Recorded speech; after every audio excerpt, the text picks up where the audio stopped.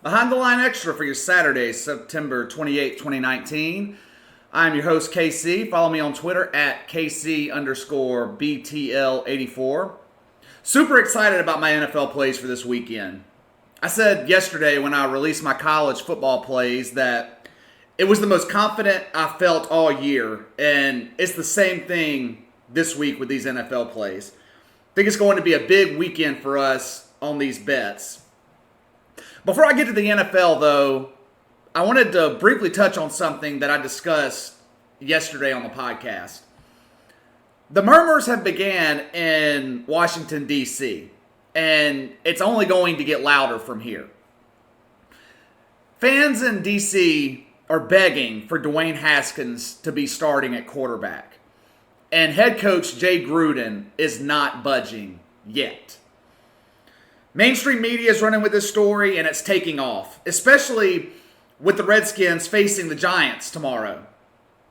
We could be seeing the battle of rookie quarterbacks here. Instead, we're going to see rookie Daniel Jones against a hobbled Case Keenum, who was seen walking with a boot on his foot earlier this week. Couple of things here. First, you've got to give props to Dwayne Haskins. He is absolutely handling this the right way.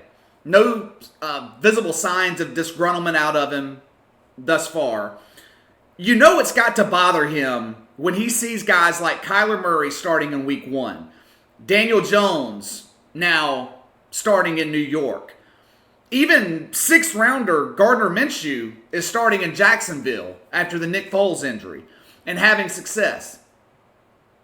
But here's the biggest problem I have with the Redskins.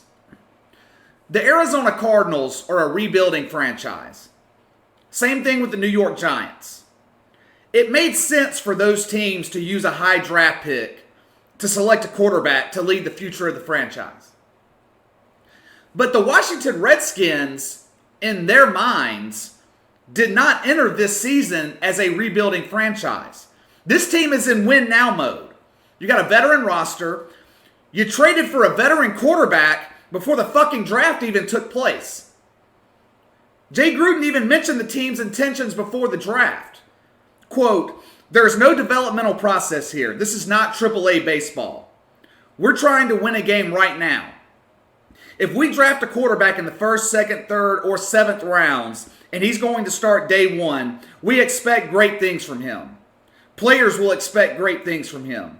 Ryan Kerrigan is not expecting us to come out and let's build for the future. We've got to win now. Landon Collins did not come here to be good in 2034.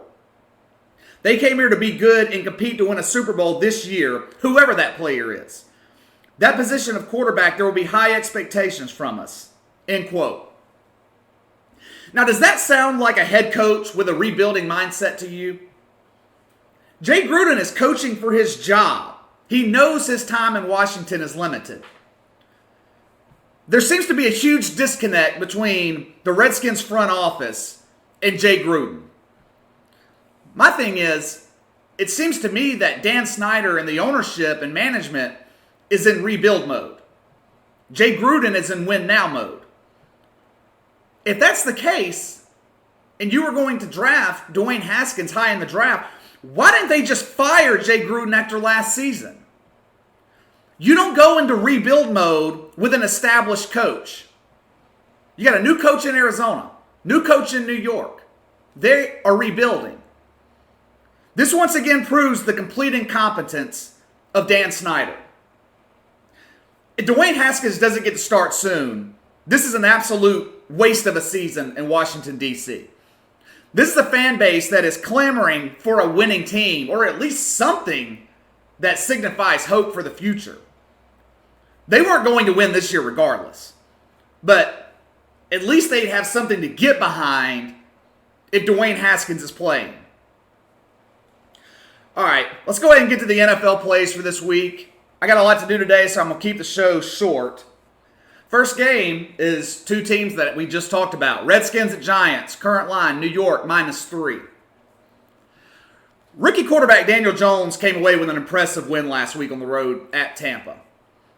The scheduling gods gave him a break this week, as he's going to get one of the worst teams in the NFL at home. The Redskins, as we talked about on Tuesday, were a monstrosity on Monday night. But they've been equally as bad all season. You take away that first half they had against Philadelphia, where they completely dominated the Eagles. Every other quarter this year, the Redskins have been awful. They've lost every game by double digits. Usually, I'd back a team that was embarrassed on national television the following week. But I just cannot buy into the Redskins here. I feel like this locker room, this team is just in a state of flux right now. They're a disaster. Now, I know that Saquon Barkley's out, and he will not be playing tomorrow. But he was hurt early last week in the game against Tampa. He only carried the ball 8 times. Went out in the first half. And Daniel Jones led the Giants' comeback without the help of Saquon Barkley. As I mentioned to open the show, the Redskins are in a state of disarray. Jay Gruden can say all he wants that he isn't coaching week to week for his job, but we all know that's not the case. This is a complete clusterfuck right now in Washington, and it's only going to get worse Sunday. This Giants team felt different last week. The defense is still awful, but offensively they're coming in rolling off of an emotional win. I think they pull it out here at home against the Skins, taking New York -3 at home. Next up, Titans at Falcons. Current line, Atlanta -3.5. I said before the season started, when I was giving my playoff preseason predictions, that Marcus Mariota would not be the starting quarterback in Tennessee by the end of this season. We're already hearing whispers about him being on a short leash, but this won't be the week he loses his starting job. This Falcons team just isn't very good. I've never been sold on Matt Ryan. He has 2 of the most talented wide receivers in the NFL, yet this team just can't get it together offensively. Matt Ryan's already thrown 6 interceptions this year and will be going up against the Titans defense that gets after the ball. Now, since their dominant week 1 in Cleveland, the Titans have looked god-awful. But remember, they struggled against 2 teams in Indianapolis and Jacksonville that get after the quarterback and force Marcus Mariota to make snap decisions. I mean, he was sacked 9 times last week in Jacksonville, and the game was still within reach. Atlanta struggles with the pass rush, and they also give up 100 yards a game on the ground. Mariota will have time on Sunday to find his receivers, and I think Derrick Henry should be able to have a big game, gas this Falcons defense up the middle. The Falcons cannot get off the field on 3rd down. They're giving up something like 53% on 3rd down conversions to opponents. The Titans defense, on the other hand, should be able to control this game. Atlanta's offensive line is struggling, and will be facing a front 7 that's already registered 8 sacks on the year. I feel like Tennessee controls the clock throughout the game, keeps the game close on the road. I know Atlanta is a different team at home than when they're playing on the road.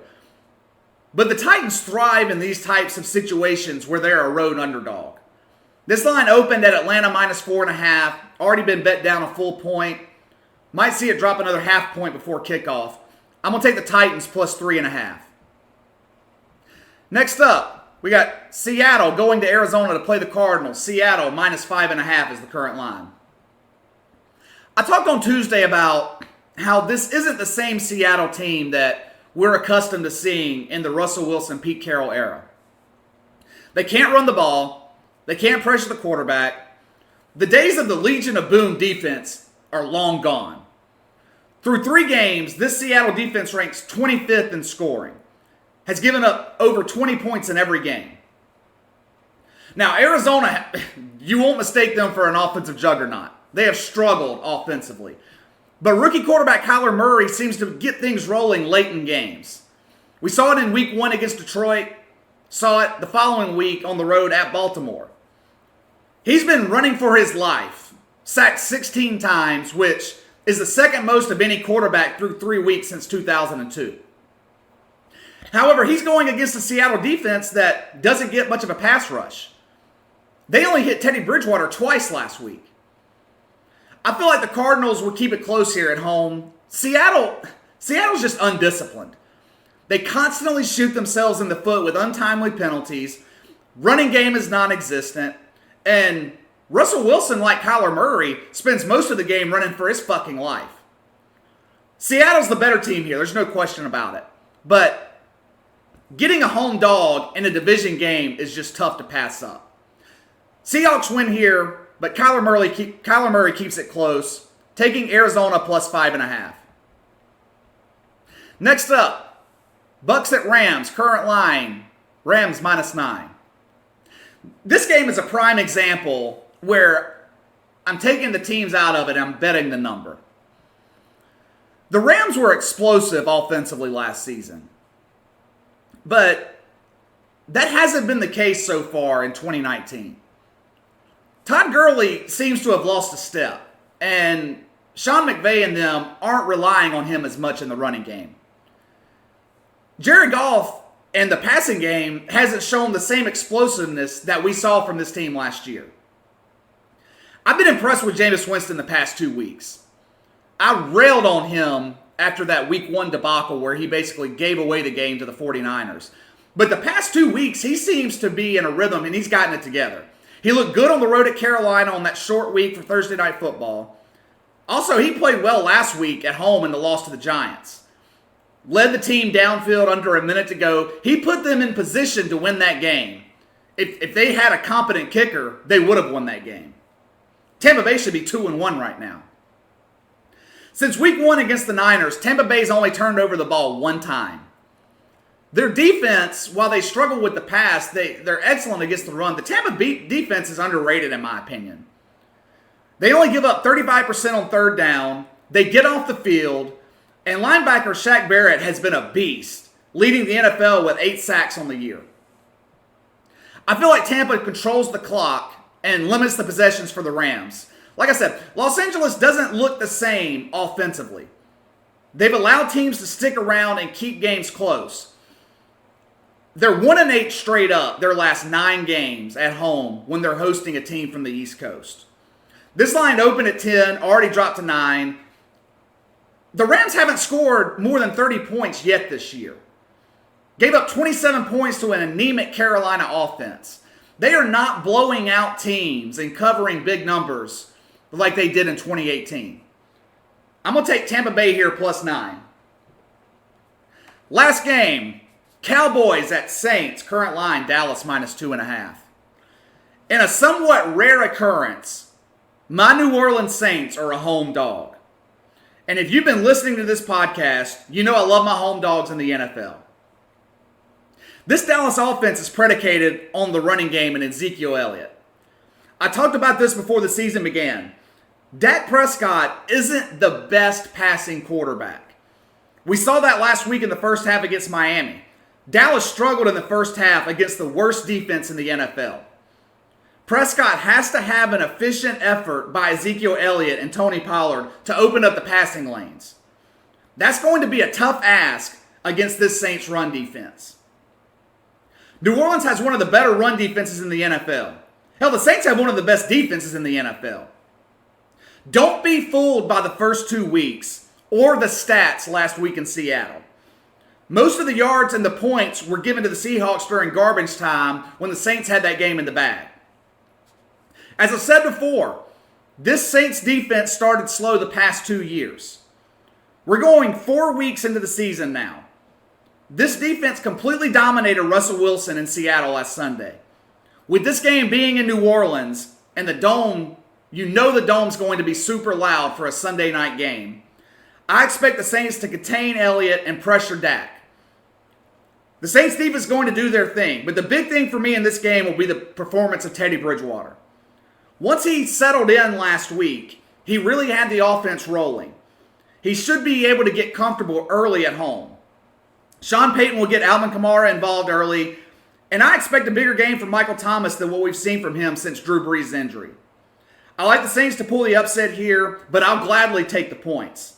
Buying the hook for the extra insurance, taking New Orleans plus 3. All right, I'm out of here.